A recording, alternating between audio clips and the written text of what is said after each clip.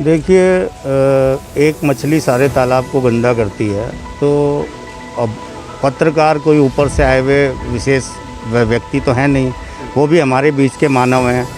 आज मानवीय प्रवृत्ति आदमी को बड़ा बनने की ओर प्रेरित कर रही है। भौतिक सुख आदमी ज़्यादा चाहता है, आय के साधन आदमी के कम हैं। खबर चला रहे हैं तो उसकी एक ऑथेंटिक खबर होनी चाहिए, उसका एक ऑथेंटिक रीज़न होना चाहिए कि ये खबर को कोई पुष्ट करे, कि ये पुष्टि ये कर रहा है कि इस खबर में ये जो है दिखा रहे सत्य है। अगर आप इस खबर में वो नहीं दिखा रहे तो वो खबर फिर खबर नहीं है, तो अफवाह भी हो सकती है और गलत भी हो सकता है। तो ऐसे ही जो पोर्टल में जो लोग इस तरह की खबरें बना के डालते हैं, गलत है, उनको नहीं करना चाहिए। और जिससे पत्रकारिता का स्तर गिर रहा है। और देखिए, पत्रकारिता का स्तर जो है पिछले काफ़ी समय से जो है लगातार गिरता जा रहा है।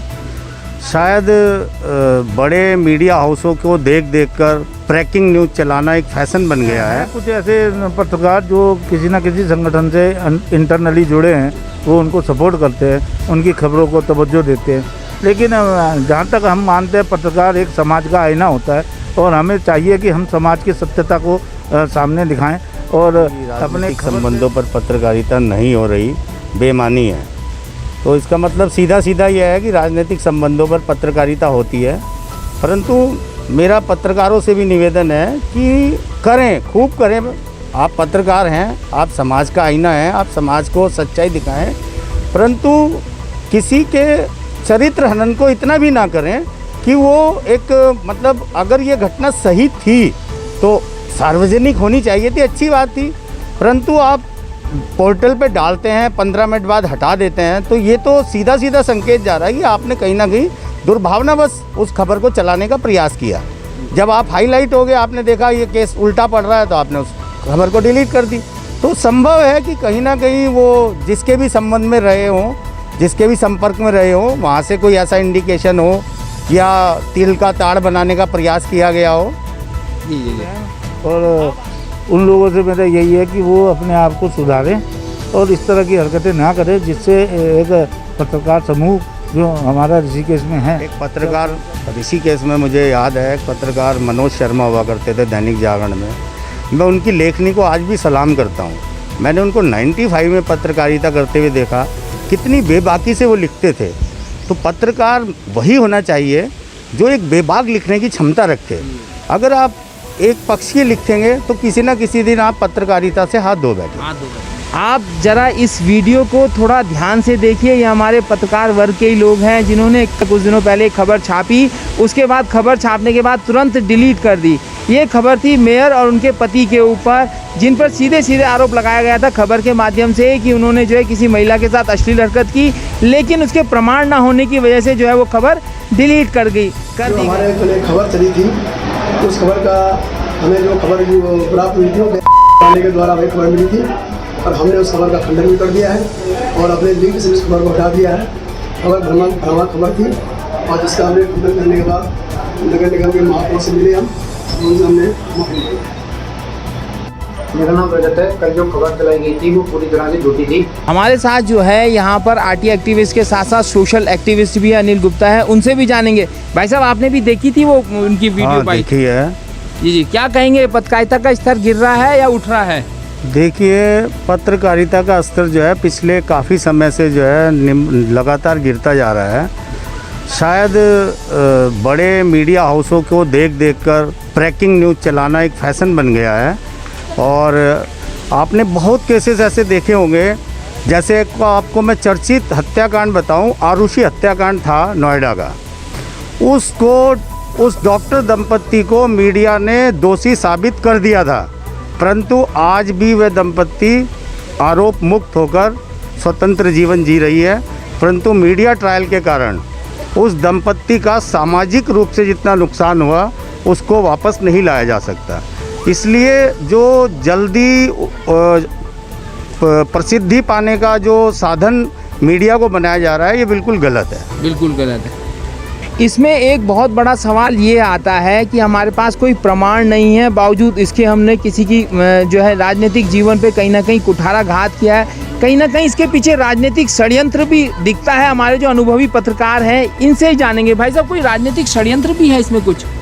नहीं, राजनीतिक षड्यंत्र तो नहीं कहेंगे, लेकिन क्या है कि अगर ये लोग उसमें जिस महिला के साथ ये हरकत हुई थी, अगर वो इसमें बोल देती तो ये खबर बहुत तेज़ी से उठती, लेकिन इन्होंने उस महिला से साक्षात्कार नहीं किया, उससे बात नहीं की, और बात करके अगर उसकी बाइट लगा देते तो शायद ये खबर बहुत अच्छी उठती। लेकिन क्या है कि इन्होंने उससे कोई वार्ता नहीं करी, कोई बात नहीं करी और खबर चला दी। हम तो ये जानते हैं कि अगर इस तरह की खबर चलानी है तो सबसे पहले उसकी पुष्टि करें, और पुष्टि करने के बाद वो करें। एक और इस खबर के पीछे चीज़ देखने को मिल रही है, राजनीतिक षड्यंत्र। यहाँ जो है जब से जो है 2018 में भाजपा की ही मेयर आई है, तब से ही भाजपा के जो विधायक हैं, विधानसभा अध्यक्ष हैं, दोनों में जो है काफ़ी विरोध भी देखने को मिलता है। आजकल जो है विधायक जी, विधानसभा अध्यक्ष जी के जो लॉबी के लोग हैं वो कहीं ना कहीं मेयर पे हमला कर रहे हैं, और मेयर भी पीछे नहीं है, वो भी जो है अपनी तरफ से कहीं ना कहीं विधानसभा अध्यक्ष या विधायक पर हमला कर रहे हैं, एक दूसरे पे हमला कर रहे हैं, किसी न किसी कारण से करते रहते हैं। राज्य भाजपा का स्थापना दिवस हुआ, उसमें मेयर को नहीं बुलाया गया। यहाँ हिमालय निनाद कार्यक्रम हुआ, उसमें विधायक विधानसभा अध्यक्ष को नहीं बुलाया गया। कहीं ना कहीं ये चीज़ें भी देखने को मिल रही है। भाई साहब, आपको लग रहा है ये चीज़ हो सकती है राजनीतिक षड्यंत्र? देखिए, किसी भी संभावना से इनकार नहीं किया जा सकता। देखिए, आजकल जो है ना, आजकल राजनीतिक दल आदमी की निष्ठा पार्टी में ना होकर व्यक्तिगत निष्ठा बन गई है। मैं आपको सूक्ष्म रूप से समझाने का प्रयास करूं तो राजनीतिक पार्टी एक संतरे का रूप ले चुकी है। जब तक संतरे के ऊपर छिलका है तो वो हमें एक संतरा दिखाई दे रहा है, परंतु जैसे ही हम उस संतरे को छीलते हैं तो उसमें जो अलग अलग फाके हैं वही राजनीतिक दलों की हालत हो गई है। किसी भी पार्टी में लीजिए, आपको पार्टी के प्रति निष्ठावान कार्यकर्ता आज की तिथि में नहीं मिलेंगे। विधायक के प्रति निष्ठावान, मेयर के प्रति निष्ठावान, मंत्री के प्रति निष्ठावान, मुख्यमंत्री के प्रति निष्ठावान व्यक्ति उस पार्टी में होंगे, परंतु पार्टी के प्रति निष्ठावान कार्यकर्ता 80 के दशक के बाद मैं नहीं देख पा रहा हूं कि पार्टी के प्रति निष्ठा रखते हुए कोई पार्टी से जुड़ रहा है। एक तो यहाँ पार्टी से जो है आदमी विधायक बनता है, मेयर बनता है, लेकिन बाद में पार्टी को छोड़ के जो है व्यक्तिगत राजनीति में कहीं ना कहीं आ जाता है। ये अलग विषय है, लेकिन मुख्य विषय जो है तीर्थ नगरी में जो गिरता हुआ पत्रकारिता का स्तर है, ये हम भाई साहब से कहेंगे, पूछेंगे। हमारे जो संजय भाई हैं, क्या भाई साहब पत्रकारिता के अंदर भी हमें राजनीति देखने को मिलती है? जैसे राजनीति हम नॉर्मली संगठनों में देखते हैं, हमारे पत्रकारिता की दृष्टि में भी होती है क्या राजनीति? नहीं है, ऐसा तो बहुत कम देखने को मिलता है, लेकिन है कुछ ऐसे पत्रकार जो किसी न किसी संगठन से इंटरनली जुड़े हैं, वो उनको सपोर्ट करते हैं, उनकी खबरों को तवज्जो देते हैं। लेकिन जहाँ तक हम मानते हैं, पत्रकार एक समाज का आईना होता है, और हमें चाहिए कि हम समाज की सत्यता को सामने दिखाएं, और अपने खबर से सिर्फ हमारा काम है खबर बनाना।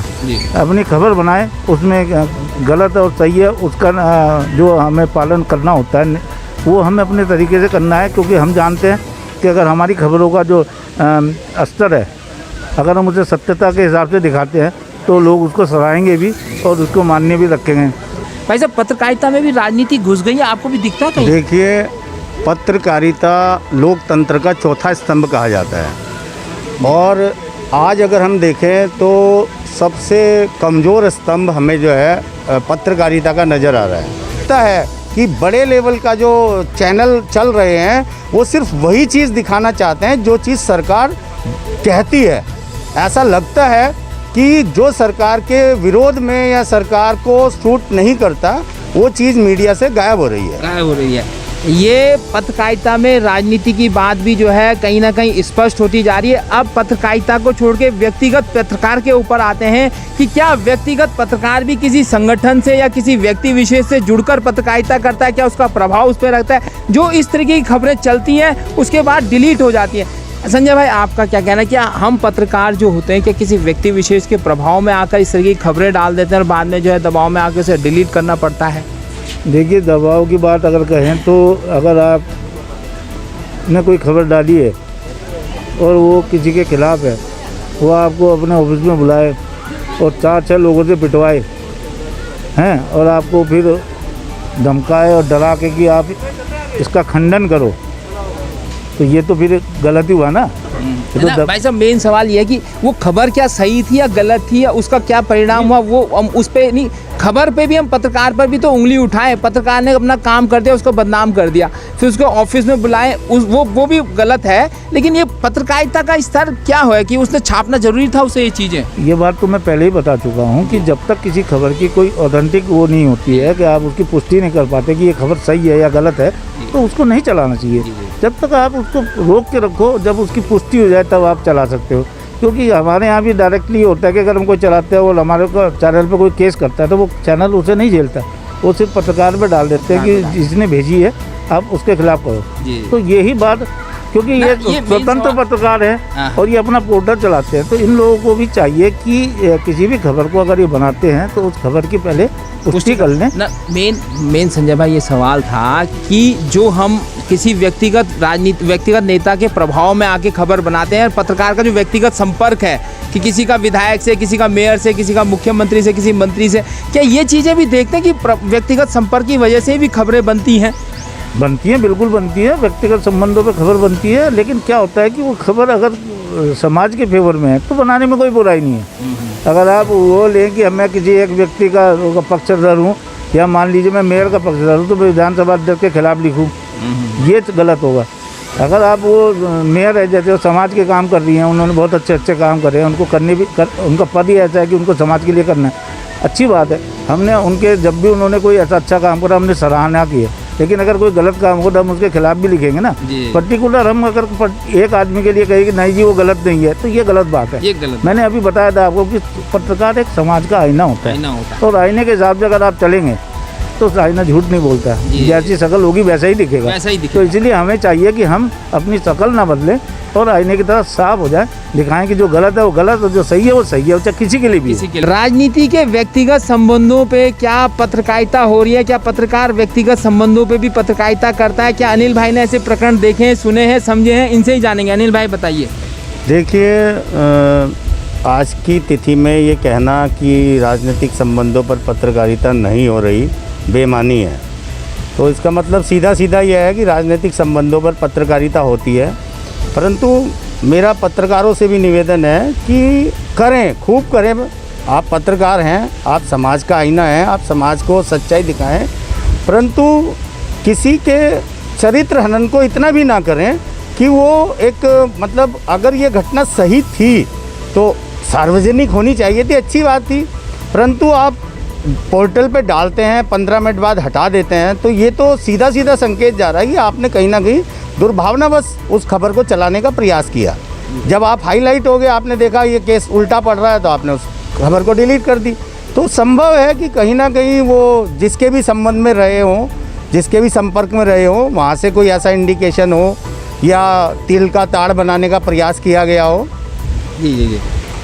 अब आते हैं मेन सवाल पर कि क्या हमारे तीर्थ नगरी के बीच क्या ऐसे पत्रकार हैं जो इस तरह से हमारी पत्रकारिता की छवि को ख़राब कर रहे हैं? हमें भी कहीं ना कहीं सोचना पड़ता है, समझना पड़ता है। जनता हमें ही कहती है तुम पत्रकार कैसे हो, तुम्हारे बीच ऐसे पत्रकार भी हैं। संजय भाई कहेंगे, संजय भाई सबको जानते हैं। संजय भाई, क्या हमारी तीर्थ नगरी में हैं ऐसे पत्रकार जो पत्रकारिता के नाम पर जो है हमारी छवि ख़राब कर रहे हैं? बिल्कुल हैं, और उन लोगों से मेरा यही है कि वो अपने आप को सुधारें और इस तरह की हरकतें ना करें जिससे एक पत्रकार समूह जो हमारा ऋषिकेश में है, तो अपने पत्रकार भाइयों से भी यही कहूँगा कि हमें दुख है कि तुम्हारे साथ जो हुआ, हम उसमें तुम्हारे सपोर्ट करेंगे, लेकिन एक उसी स्तर तक करेंगे जहाँ तक सच है जी। और अगर गलत है तो हम नहीं करेंगे। हम मेरे साहब को भी कहेंगे कि उनका मान हानि करते या उनका जो मान हनन हुआ है, हमें भी बुरा लगा है कि ये नहीं होना चाहिए था, लेकिन जिस तरीके से ये सब प्रकरण हुआ है इसमें कुछ अभी तक क्लियर नहीं हो रहा है कि ये क्या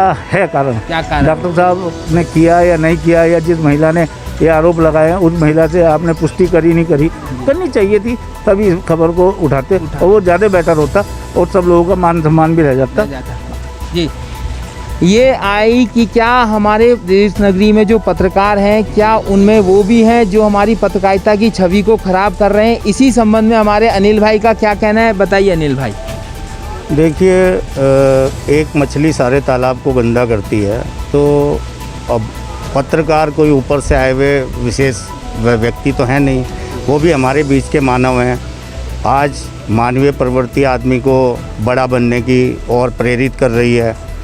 भौतिक सुख आदमी ज़्यादा चाहता है, आय के साधन आदमी के कम हैं, तो कहीं ना कहीं अब संक्षेप शब्दों में यही है कि है सब जगह हर तरह का व्यक्ति है और पहले से चला आ रहा है। एक पत्रकार ऋषिकेश में मुझे याद है, एक पत्रकार मनोज शर्मा हुआ करते थे दैनिक जागरण में।